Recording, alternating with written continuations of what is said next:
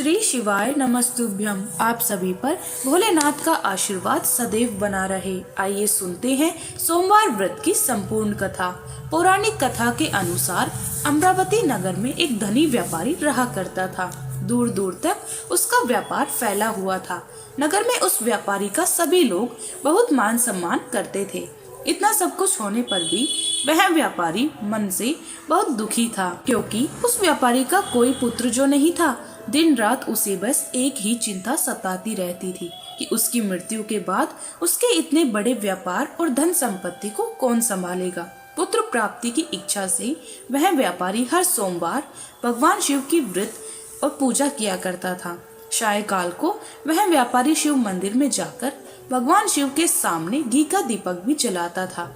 उस व्यापारी की भक्ति देखकर एक दिन देवी पार्वती ने भगवान शिव से कहा, हे प्रभु, यह व्यापारी आपका सच्चा भक्त है। कितने दिनों से यह सोमवार का व्रत और पूजा नियमित कर रहा है।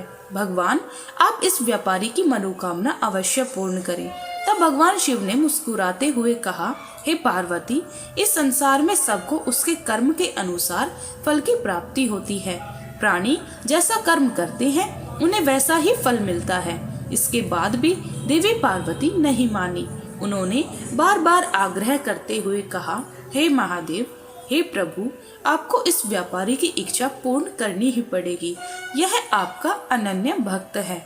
हर सोमवार आपका विधिवत व्रत रखता है और पूजा अर्चना के बाद आपको भोग लगाकर एक समय ही भोजन भी ग्रहण करता है। आपको इसे पुत्र प्राप्ति का वरदान तो देना ही हो। प्रभु, देवी पार्वती का इतना आग्रह देखकर भगवान शिव ने कहा, देवी, तुम्हारे आग्रह पर मैं इस व्यापारी को पुत्र प्राप्ति का वरदान देता हूँ, लेकिन इसका पुत्र 16 वर्ष से अधिक जीवित नहीं रहेगा।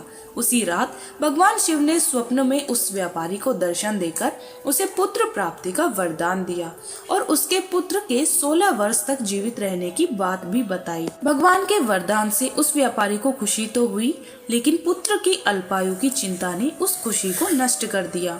व्यापारी अब भी पहले की तरह सोमवार का विधिवत व्रत करता रहा। कुछ महीने पश्चात उसके घर एक बहुत ही सुंदर पुत्र उत्पन्न हुआ। पुत्र जन्म से व्यापारी के घर में खुशियां भर गई। बहुत धूमधाम से पुत्र जन्म का समारोह मनाया गया। व्यापारी को पुत्र जन्म की अधिक खुशी नहीं हुई, क्योंकि उसे पुत्र की अल्पायु के रहस्य का पता था, लेकिन यह रहस्य घर में किसी और को मालूम नहीं था। विद्वान ब्राह्मणों ने उस पुत्र का नाम अमर रखा।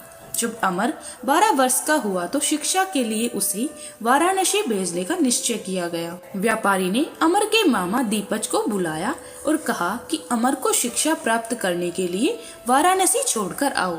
अमर अब अपने मामा के साथ शिक्षा प्राप्त करने के लिए चल दिए। रास्ते में जहाँ भी अमर और दीपचंद रात्रि विश्राम के लिए ठहरते, वहीं यज्ञ करते और ब्राह्मणों को भोजन भी कराते थे। लंबी यात्रा के बाद अमर और दीपचंद एक नगर में पहुँचे। उस नगर के राजा की कन्या के विवाह की खुशी में पूरे नगर को सजाया गया था। निश्चित समय पर बारात आ गई, लेकिन वर का पिता अपने बेटे के एक आंख से काना होने के कारण बहुत चिंतित था। उसे इस बात का भय सता रहा था कि राजा को इस बात का पता चलने पर कहीं वह विवाह से इनकार ना कर दे, इससे उसकी बदनामी होगी। वर के पिता ने अमर को देखा तो उसके मस्तिष्क में एक विचार आया। उसने सोचा, क्यों ना इस लड़के को दुल्हा बनाकर राजकुमारी से विवाह करा दूं। विवाह के बाद इसको धन देकर विदा कर दूंगा और राजकुमारी को अपने नगर में ले आऊंगा। वर के पिता ने इस संबंध में अमर और दीपज से बात की। दीपचंद ने धन मिलने के लालच में वर के पिता की बात स्वीकार कर ली और अमर को दूल्हे के वस्त्र पहनाकर राजकुमारी चंद्रिका से विवाह करा दिया गया। राजा ने बहुत सा धन देकर राजकुमारी को विदा किया। अमर जब लौट रहा था तो सच नहीं छिपा सका और उसने राजकुमारी के दुपट्टे पर लिख दिया, राजकुमारी चंद्रिका, तुम्हारा विवाह तो मेरे साथ हुआ था। मैं तो वाराणसी में शिक्षा प्राप्त करने के लिए जा रहा हूँ। अब तुम्हें जिस नव युवक की पत्नी बनना पड़ेगा वह काना है। जब राजकुमारी ने अपने दुपट्टे पर लिखा हुआ पढ़ा तो उसके कान लड़के के साथ जाने से इनकार कर दिया। राजा ने सब बातें जानकर राजकुमारी को महल में रख लिया। उधर अमर अपने मामा दीपचंद के साथ वाराणसी पहुँच गया। अमर ने गुरुकुल में पढ़ना प्रारंभ कर दिया। जब अमर की आयु 16 वर्ष की हुई तो उसने एक यज्ञ किया। यज्ञ की समाप्ति पर ब्राह्मणों को भोजन कराया और खूब अन्न वस्त्र दान किए। रात को अमर अपने शयन कक्ष में सो गया। शिवजी के वरदान के अनुसार शयनावस्था में ही अमर के प्राण पखेरु उड़ गए। सूर्य उदय पर मामा अमर को मृत देखकर रोने पीटने लगा। आसपास के लोग भी एकत्र होकर दुख प्रकट करने लगे। मामा के रोने विलाप करके स्वर समीप से गुजरते हुए भगवान शिव और माता पार्वती ने भी सुने। तब माता पार्वती ने भगवान से कहा, प्राणनाथ, मुझसे इसके रोने का स्वर सहन नहीं हो रहा। आप इस व्यक्ति के कष्ट को अवश्य दूर कीजिए। भगवान शिव ने देवी पार्वती के साथ अदृश्य रूप में जाकर अमर को देखा तो पार्वती जी से बोले, देवी, यह तो उसकी व्यापारी का पुत्र है जिसे मैंने 16 वर्ष की आयु का वरदान दिया था। आज इसकी आयु तो पूरी हो गई। देवी पार्वती ने फिर भगवान शिव से निवेदन किया, हे प्राणनाथ, आप इस लड़के को जीवित कर दीजिए, नहीं तो इस लड़के के माता पिता पुत्र की मृत्यु के कारण रो रो कर अपने प्राणों का त्याग कर देंगे। इस लड़के का पिता तो आपका परम भक्त है, वर्षों से सोमवार का व्रत करते हुए आपको भोग लगा रहा है। माता पार्वती के बार बार आग्रह करने पर भगवान शिव ने उस लड़के को जीवित होने का वरदान दे दिया और कुछ ही क्षणों में वह जीवित होकर उठ बैठा। फिर शिक्षा समाप्त करके अमर मामा के साथ अपने नगर की ओर चल दिया। दोनों चलते हुए उसी नगर में पहुँचे जहाँ अमर का विवाह हुआ था। उस नगर में भी अमर के यज्ञ का आयोजन किया। समीप से गुजरते हुए नगर के राजा ने यज्ञ का आयोजन देखा। तब राजा ने अमर को तुरंत पहचान लिया। यज्ञ समाप्त होने पर राजा अमर और उसके मामा को महल में ले गया और कुछ दिन उन्हें महल में रखकर बहुत सारा धन वस्त्र देकर राजकुमारी के साथ विदा कर दिया। रास्ते में सुरक्षा के लिए राजा ने बहुत से सैनिकों को भी साथ भेजा। दीपचंद ने नगर में पहुंचते ही एक दूत को घर भेजकर अपने आने की सूचना भेजी। अपने बेटे अमर के जीवित वापस लौटने की सूचना से व्यापारी बहुत प्रसन्न हुआ। व्यापारी ने अपनी पत्नी के साथ स्वयं को एक कमरे में बंद कर रखा था।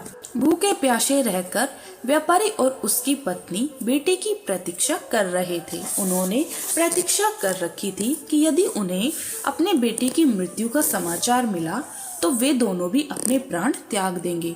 व्यापारी अपनी पत्नी और मित्रों के साथ नगर के द्वार पर पहुंच गया।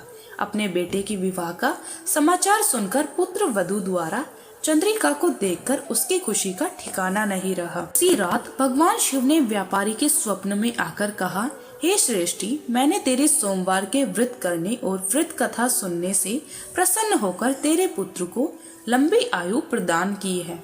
यह सुनकर व्यापारी बहुत प्रसन्न हुआ। सोमवार का व्रत करने से व्यापारी के घर में खुशियां लौट आई। शास्त्रों में लिखा है कि जो भी स्त्री और पुरुष सोमवार का विधिवत व्रत करते हैं और व्रत कथा सुनते हैं, उनकी सभी इच्छाएं महादेव जी की कृपा से पूरी हो जाती है। एक समय श्री महादेव जी देवी पार्वती जी के साथ भ्रमण करते हुए मृत्यु लोक में अमरावती नगरी में आए। वहाँ के राजा ने शिव जी का एक भव्य मंदिर बनवाया था जो कि अत्यंत सुंदर रमणीक था, मन को शांति देने वाला था। भ्रमण करते समय भगवान शिव और देवी पार्वती जी वहां ठहर गए। पार्वती जी ने कहा, हे नाथ, आइए आज इसी स्थान पर चौसर पासे खेले। खेल प्रारंभ हुआ। शिव जी कहने लगे, मैं जीतूंगा। इस प्रकार उनकी आपस में वार्तालाप होने लगी। उस समय पुजारी जी पूजा करने आए। पार्वती जी ने पुजारी से कहा, पुजारी जी बताइए जीत किसकी होगी। पुजारी ने कहा, इस खेल में तो महादेव जी के समान कोई दूसरा पारंगत नहीं हो सकता, इसलिए महादेव जी ही यह बाजी जीतेंगे। परंतु हुआ उल्टा, जीत पार्वती जी की हुई। अतः पुजारी जी को पार्वती जी ने कोढ़ी होने का श्राप दे दिया कि तुम्हें मिथ्या भाषण किया है। अब तो पुजारी को कोढ़ रोग हो गया। भगवान शिव, देवी पार्वती जी दोनों वापस चले गए। कुछ समय बाद अप्सराएं पूजा करने आई। अप्सराओं ने पुजारी जी के उसके कोढ़ी होने का कारण पूछा तो पुजारी जी ने सारी बातें बता दी। अप्सराएं कहने लगी, पुजारी जी आप 16 सोमवार का व्रत करें तो महादेव प्रसन्न होकर आपका संकट दूर करेंगे। पुजारी जी ने अप्सराओं से व्रत की विधि पूछी। अप्सराओं ने व्रत करने और उद्यापन करने की संपूर्ण विधि बता दी। पुजारी जी ने विधि पूर्वक श्रद्धा भाव से व्रत प्रारंभ किया और अंत में व्रत का उद्यापन भी किया और 16 सोमवार व्रत के प्रभाव से पुजारी जी रोग मुक्त हो गए। कुछ दिनों के बाद भगवान शंकर और देवी पार्वती जी पुनः उस मंदिर में आए तो पुजारी जी को रोग मुक्त देखकर पार्वती जी से पूछा, मेरे दिए हुए श्राप से मुक्ति पाने का तुमने कौन सा उपाय किया? पुजारी जी ने कहा, हे माता, अप्सराओं द्वारा बताए गए 16 सोमवार के व्रत का पालन करने से मेरा यह रोग दूर हुआ है। पार्वती जी ने भी 16 सोमवार का व्रत किया, जिससे उनके रूठे हुए कार्तिकेय जी भी अपनी माता से प्रसन्न होकर आज्ञाकारी हुए। कार्तिकेय जी पूछा, हे माता, क्या कारण है कि मेरा मन सदैव आपके चरणों में ही लगा रहता है? पार्वती जी ने कार्तिकेय जी को 16 सोमवार के व्रत का महत्व तथा विधि बताई। तब कार्तिकेय जी ने इस व्रत को किया तो उनका पिछड़ा हुआ मित्र मिल गया। अब मित्र ने भी इस व्रत को अपने विवाह होने की इच्छा से किया। फलतः वह परदेश गया। वहाँ के राजा की कन्या का स्वयंवर था। राजा ने प्रण किया था कि हथिनी जिस व्यक्ति के गले में वर्णमाला डाल देगी उसी के साथ मैं अपनी राजकुमारी का ब्याह करूंगा। वह ब्राह्मण मित्र भी स्वयंवर देखने की इच्छा से वहां एक कोने में जाकर बैठ गया। हथिनी ने उसी ब्राह्मण मित्र को माला पहनाई तो राजा ने बड़ी धूमधाम से अपनी राजकुमारी का विवाह उसके साथ कर दिया। इसके बाद दोनों सुख पूर्वक रहने लगे। एक दिन राजकुमारी ने पूछा, हे नाथ, आपने कौन सा पुण्य किया है जिससे हथिनी ने आपके गले में वरमाला पहनाई? ब्राह्मण पति ने कहा, मैंने कार्तिकेय जी द्वारा बताए 16 सोमवार का व्रत पूर्ण विधि विधान सहित श्रद्धा के साथ किया और उद्यापन भी किया, जिसके फलस्वरूप मुझे तुम्हारे जैसी सौभाग्यशाली पत्नी मिली। अब तो राजकुमारी जी ने भी सत्य पुत्र प्राप्ति के लिए व्रत किया और फिर सर्वगुण संपन्न पुत्र प्राप्त किया। बड़े होकर पुत्र ने भी राज्य प्राप्ति की कामना से 16 सोमवार का व्रत किया। राजा के देवलोक होने पर भी इसी ब्राह्मण कुमार को राजगद्दी मिली। फिर भी वह इस व्रत को करता रहा। एक दिन उसने अपनी पत्नी से पूजन सामग्री मंदिर में लेकर चलने को कहा, परंतु उसने पूजा सामग्री अपनी दासियों द्वारा भिजवा दी और स्वयं वहां नहीं गई। तब राजा ने जब पूजन समाप्त किया तो आकाशवाणी हुई, हे राजा, तुम अपनी इस पत्नी को त्याग दो, नहीं तो राजपाट से हाथ धोना पड़ेगा। प्रभु की आज्ञा मानकर उसने अपनी पत्नी को महल से निकाल दिया।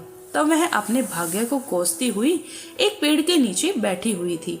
वहां पर एक बूढ़ी माई आई और तब राजकुमारी ने अपना दुखड़ा उन बूढ़ी माई को सुनाया। राजकुमारी बोली, मैं पूजन सामग्री लेकर राजा के कहे अनुसार शिवालय में नहीं गई तो राजा ने क्रोधित होकर मुझे निकाल दिया। बूढ़ी माई ने कहा, तुझे मेरा काम करना पड़ेगा। उसने स्वीकार कर लिया। तब बूढ़ी माई ने सूत की गठरी उसके सिर पर रखी और उसे बाजार भेज दिया। रास्ते में आंधी आई तो सिर पर रखी गठरी उड़ गई। बूढ़ी माई ने डांटकर उसे भगा दिया। अब रानी बूढ़ी माई के यहाँ से चलते चलते एक आश्रम में पहुंची। गोसाई जी उसे देखते ही समझ गए कि यह तो किसी उच्च घराने की अबला विपत्ति की मारी है। वे उसे धैर्य बांधते हुए बोली, बेटी, तू मेरे आश्रम में ही रहना, किसी प्रकार की चिंता मत करना। रानी अब आश्रम में रहने लगी, परंतु वह जिस भी वस्तु को हाथ लगाती वह वस्तु खराब हो जाती। यह देखकर गोसाई जी ने पूछा, बेटी, किस देव के अपराध से ऐसा होता है? रानी ने बताया कि मैंने अपने पति की आज्ञा का उल्लंघन किया और शिवालय में पूजन के लिए नहीं गई। इसी से मुझे यह घोर कष्ट उठाने पड़ रहे हैं। गोसाई जी ने भगवान शिव से उसके कुशल क्षेम के लिए प्रार्थना की और कहा, बेटी, तुम 16 सोमवार का व्रत विधि अनुसार करो। तब रानी ने विधि पूर्वक व्रत पूर्ण किया और व्रत के पुण्य प्रताप से राजा को रानी की याद आई तो दूतों को उसकी खोज में भिजवाया। आश्रम में रानी को देखकर दूतों के राजा को जाकर सारा हाल बताया। तब राजा ने स्वयं वहां जाकर गोसाई जी से कहा, महाराज, यह तो मेरी पत्नी है, मैंने इसका परित्याग कर दिया था। अब आप कृपया करके इसको मेरे साथ जाने की आज्ञा दीजिए। शिव जी की कृपा से प्रतिवर्ष 16 सोमवार का व्रत करते हुए वे दोनों आनंद से रहने लगे और अंत में शिवलोक को प्राप्त हुए। इस प्रकार 16 सोमवार के व्रत की कथा समाप्त हुई। बोलिए शंकर भगवान की जय, माता पार्वती की जय।